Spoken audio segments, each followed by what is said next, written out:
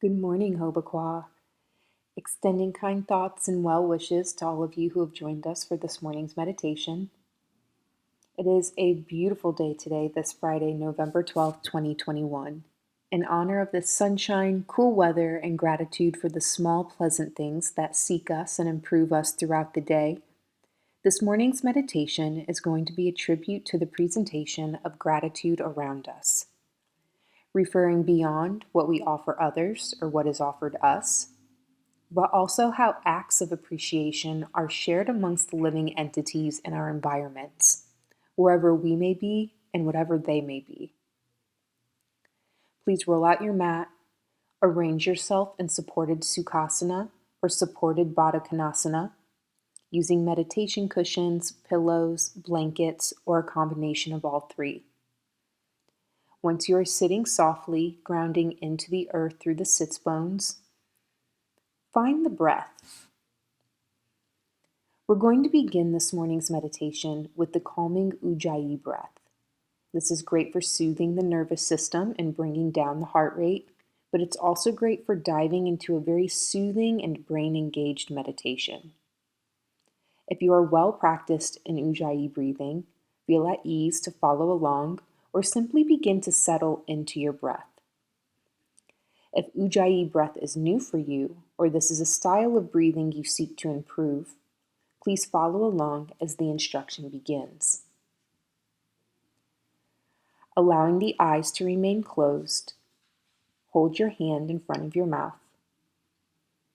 Palm side in the direction of the breath as you exhale. Inhaling through the nose and slowly exhaling through the mouth.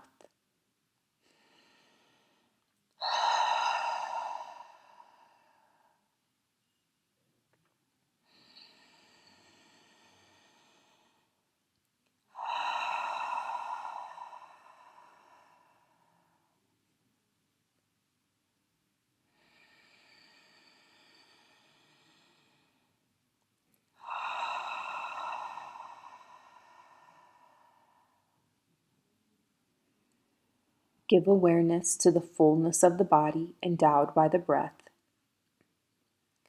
Notice the sensation of the breath racing past the vocal cords of the pseudo-cave formed by the palate and the tongue. Notice the sensation of the breath on the hand, leaving the body as you exhale. Is the breath warm? Is the breath cool? Does the breath feel easy, or does the breath feel tough? Taking 3 more deep breaths, streamline your attention to the feeling of the breath as the airflow passes through the oral cavity. Can you realize sensitivities of the taste and thermal sensors within the mouth? Continuing to breathe, lower the hand to the throat and gently place the 4 fingers of the hand over the voice box. Once you are there, say ah. It's just like when you go to the doctor's office and they ask you to stick your tongue out to say ah to look at your tonsils. So really allow yourself to get into it. 4 fingers over the larynx. Ah. Do you feel the vibrations of the vocal cords against the fingers? If you change your pitch and tone, you should even notice a change in the vibration. For example, ah, ah, ah, ah, ah.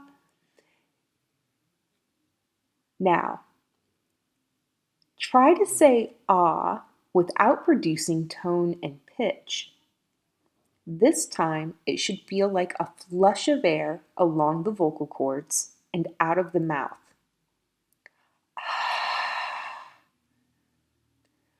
Almost like you're trying to fog up a mirror. Keeping the 4 fingers over the throat, take your other hand and place it in front of the mouth. Sticking with the voiceless try to fog up your hand while exhaling. If you're doing this correctly, you should no longer feel the vibration of the vocal cords. This is because without pitch and tone, we simply have air flushing up the trachea and esophagus over the epiglottis and larynx against the backside of the uvula and out of the mouth. For example, listen to the difference. The first time, I'll produce pitch and tone, creating a voiced ah. Ah.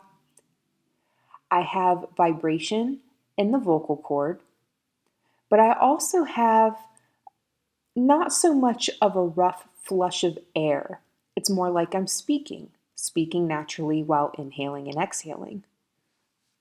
When I tried a voiceless ah, I really feel the conscientious effort of expelling the air out of the mouth. So if I have any Star Wars fans with us today, you may agree this exhalation of the breath sounds a bit Darth Vader-ish. So here we go.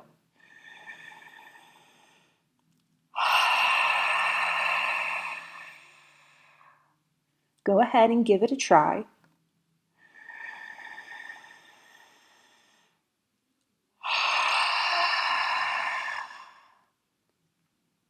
Now, go ahead, return to our traditional 3-part Dirga breath, inhaling and exhaling through the nose, making note of any sensations you may be feeling in the back of the throat. And when you're ready, return to our Ujjayi breath. Only now, instead of pushing the exhalation through the oral cavity or out of the mouth, we're going to close the mouth, pushing the exhalation through the nasal cavity. So it should sound like this.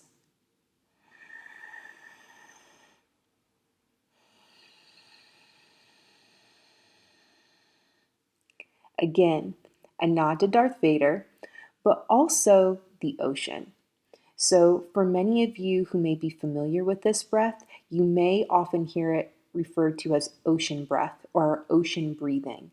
And that is because as you allow the flush of air to flow down the esophagus, down the trachea, past the vocal cords, you exhale to expel, creating the same kind of soothing, water-like sound of waves crashing into the sand. Or if you've ever taken a conch and held it to your ear, you're listening for the ocean, it's the same kind of sound. So let's listen to this again.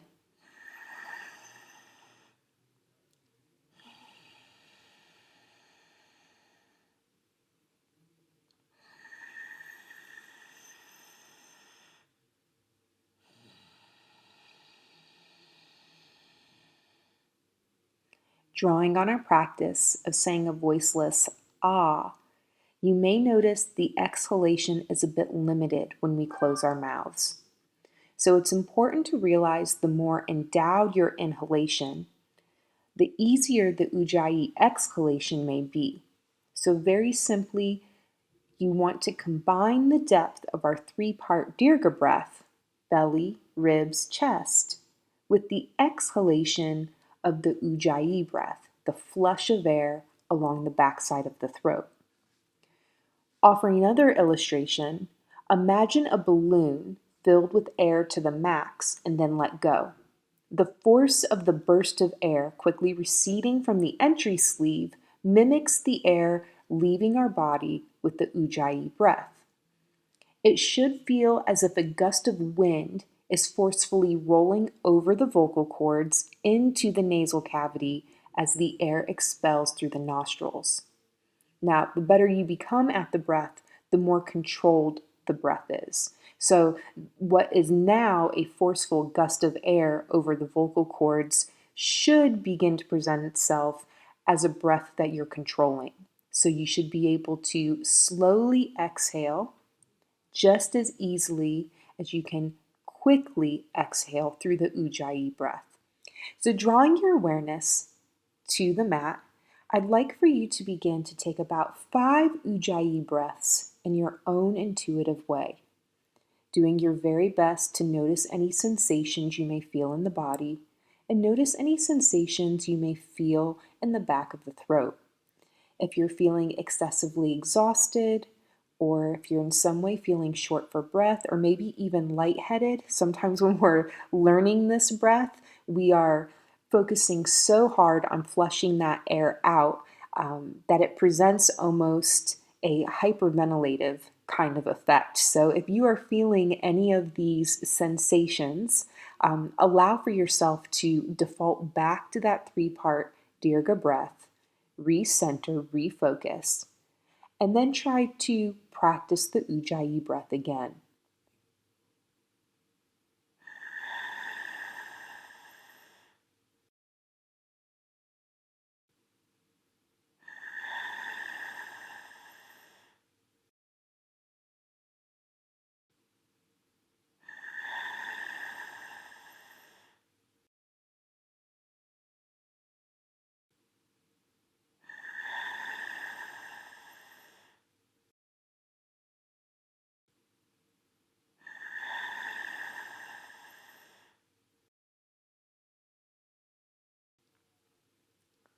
Continuing with the breath,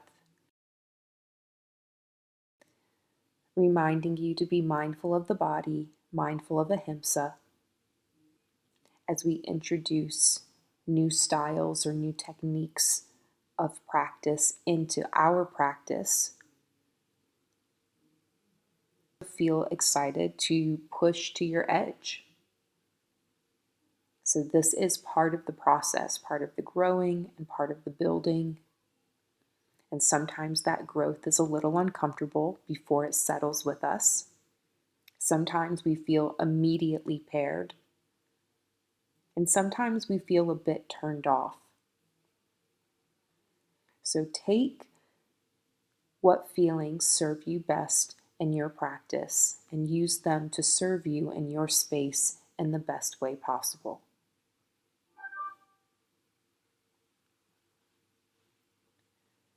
Listening to the sound of the air as it flows in and out of the body.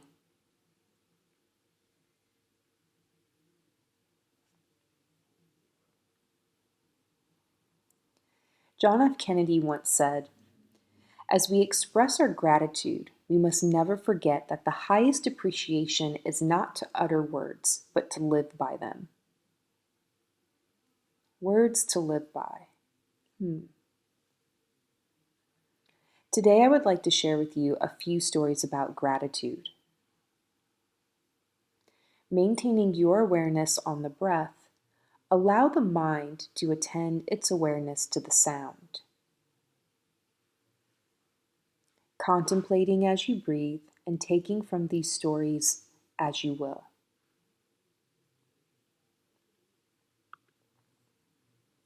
Can I borrow $9? A man came home from work late again, tired and irritated, to find his 5-year-old son waiting for him at the door. "Daddy, may I ask you a question?" "Yeah, sure, what is it?" replied the father. "Daddy, how much money do you make an hour?" "That is none of your business. What makes you ask such a thing?" the father said angrily. "I just wanted to know." "Please tell me, how much do you make an hour?" pleaded the little boy. "If you must know, I make $20 an hour." Looking up, he said, "Daddy, may I borrow $9, please?" The father was furious. "If the only reason you wanted to know how much money I make is just so you can borrow some to buy a silly toy or some other nonsense, then you march yourself right up to your room and you go straight to bed. Think about why you're being so selfish. I work long, hard hours every day and don't have time for such childish games." The little boy quietly went to his room and shut the door.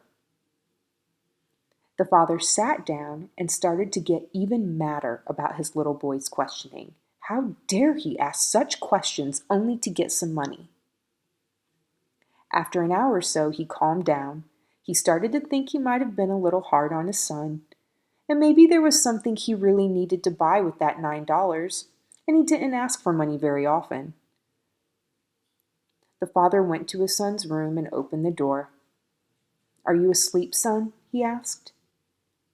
"No, Daddy, I'm awake," replied the boy. "I've been thinking. Maybe I was too hard on you earlier," said the father. "It's been a long day, and I took my aggravations out on you. Here's that $9 you asked for." The little boy sat straight up, beaming. "Ah, thank you, Daddy," he yelled. Then, reaching under his pillow, he pulled out some more crumpled up bills. The father, seeing that the boy already had money, started to get angry again. The little boy slowly counted out his money and then looked up at his father. "Why did you want more money if you already had some?" the father grumbled. "Because I didn't have enough, but now I do," the little boy replied. "Daddy, I have $20 now. Can I buy an hour of your time?" Thinking about the story, contemplating on the motives of the little boy and the motives of the father, can you identify with either one of the characters in this story?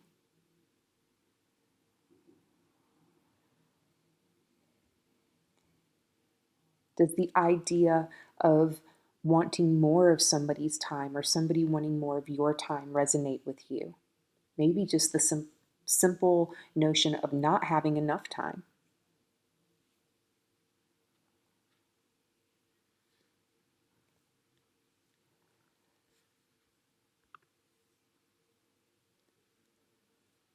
The Lion and the Mouse. Once when a lion was asleep, a little mouse began running up and down upon him. This soon wakened the lion, who placed his huge paw upon him and opened his big jaws to swallow him. "Pardon, O king," cried the little mouse. "Forgive me this time. I shall never forget it. Who knows but what I may be able to do? Maybe a turn for you some of these days." The lion was so tickled at the idea of the mouse being able to help him that he lifted up his paw and let him go. Some time after, the lion was caught in a trap, and the hunters who desired to carry him alive to the king tied him to a tree while they went in search of a wagon to carry him on. Just then, that little mouse happened to pass by, and seeing the sad plight in which the lion was, went up to him and soon gnawed away the ropes that bound the king of the beasts. "Was I not right?" said the little mouse, proving that sometimes little friends may in fact be great friends after all.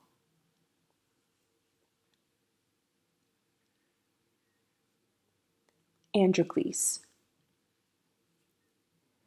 A slave named Androcles once escaped from his master and fled to the forest. As he was wandering about, there he came upon a lion lying down, moaning and groaning. At first he turned to flee, but finding that the lion did not pursue him, he turned back and went up to him. As he came near, the lion put out his paw, which was all swollen and bleeding, and Androcles found that a huge thorn had got into it and was causing all the pain. He pulled out the thorn and bound up the paw of the lion, who was soon able to rise and lick the hand of Androcles like a dog. Then the lion took Androcles to his cave and every day brought him meat from which to live. But shortly afterwards, both Androcles and the lion were captured, and the slave was sentenced to be thrown to the lion after the latter had been kept without food for several days. The emperor and all his court came to see the spectacle, and Androcles was led out into the middle of the arena.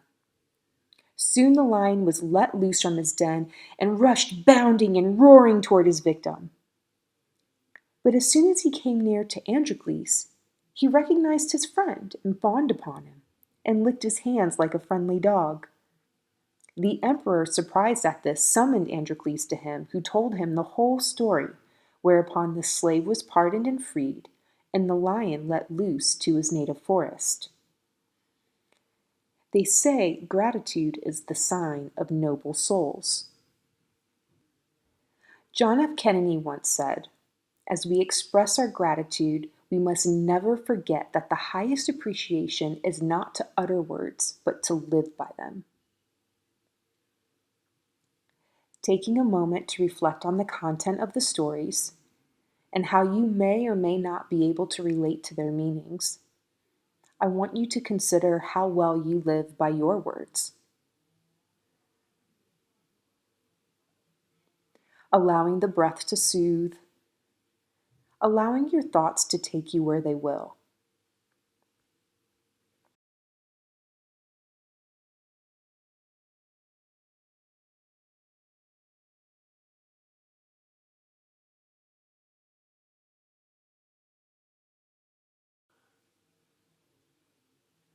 When you're ready, inhale through the nose. As you exhale, dropping the left ear to the left shoulder. Inhaling the head to center. As you exhale, dropping the right ear to the right shoulder. Continuing for a few more breaths. Resting at center. Taking a few neck circles to the left, a few neck circles to the right. Again, returning to center.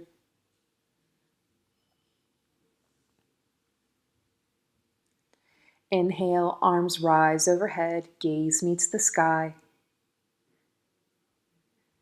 Exhale, hands to heart center.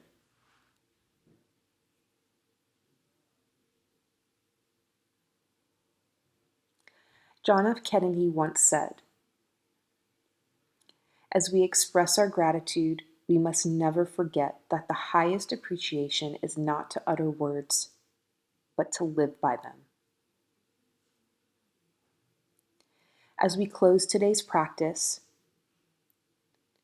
reflect on the practice's mantra and invite it to evoke action in your life in a new way. Receiving gratitude, offering gratitude, and modeling the bar people we share our environments may aspire to achieve. Inviting you to join me for one round of the peace sound vibration Om. Inhaling through the nose.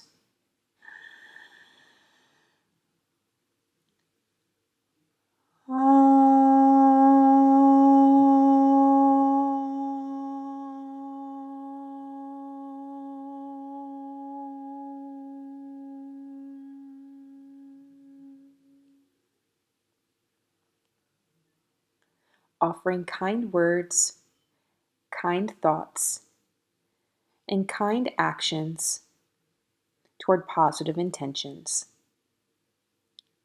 May the light in me honor and shine with the light in you. Share the awareness, share the grace, share the intention. Namaste.